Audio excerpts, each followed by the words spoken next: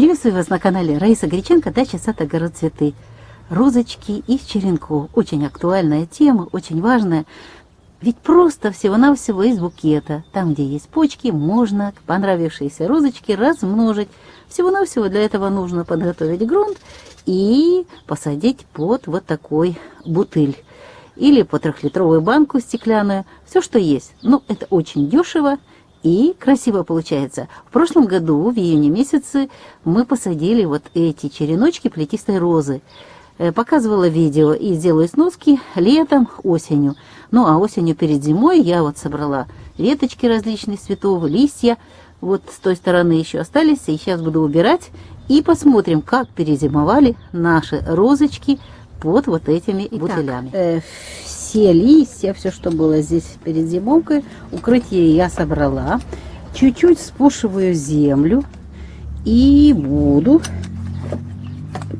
заливать чуть-чуть вокруг землю. Почему? Чтобы не поднять землю и нежные корешки не повредить.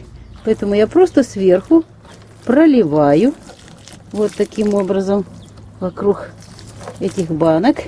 Можно даже на сами баночки. Проливаю и начинаю потихонечку вот так их. О, очень легко открылось. И что у нас под этой банкой? Розочки перезимовали хорошо, сухая земля. Вот тот, который у нас сухой, он остался. Здесь было 3 штучки. Вот, травку убираем. Вот, и еще надо будет полить. Сейчас я принесу водичку и хорошенько залью, пролью, потому что у нас все-таки мало осадков было. И смотрим вторую. Вот легко банка снимается. И здесь розочки перезимовали. Что-то здесь... Кто-то не... Ага, веточка одна только вот. Что-то ей было не так. Мы ее тихонечко, аккуратненько в другой знак, в другой день уберем. И здесь тоже нужно полить. Сейчас полью и расскажу, что нужно делать дальше. Итак, перед тем, как полить, я убираю вот этот сухой вот череночек. И я засыпала, чуть-чуть присыпала земелькой перед зимовкой. Я сейчас вот так эту земельку убираю. И здесь то же самое.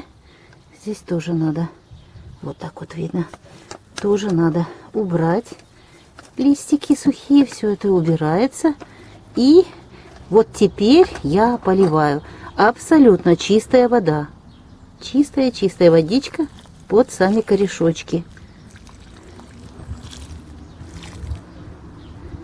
Вода должна быть отстоянная, если она из водопровода. Или же эта водичка должна быть просто вода без каких-либо укоренителей, удобрений. Сейчас это нельзя. Весна у нас холодная. Были вот недавно заморозки утром до -5. Очень холодно. Если бы я их открыла, они бы погибли. Но это не значит, что я их уже оставлю открытыми. Я снова беру бутылки. И опять же их одеваю. На них одежки ихние. Вот. Прижимаю. Земля мягкая. Температура у нас очень колебается. И ночью еще будет 0. Я так смотрела прогнозы. То ветер сильный, то сильная жара. Поэтому еще после открытия у нас вот сейчас... Сегодня 12 апреля. 12 апреля, казалось бы, вот живые розочки можно открыть. Я открывала в такой ранний период, мои розочки все погибали. Почему? Во-первых, они не готовы еще к новому палящему солнцу, к сильным ветрам, к ночным заморозкам.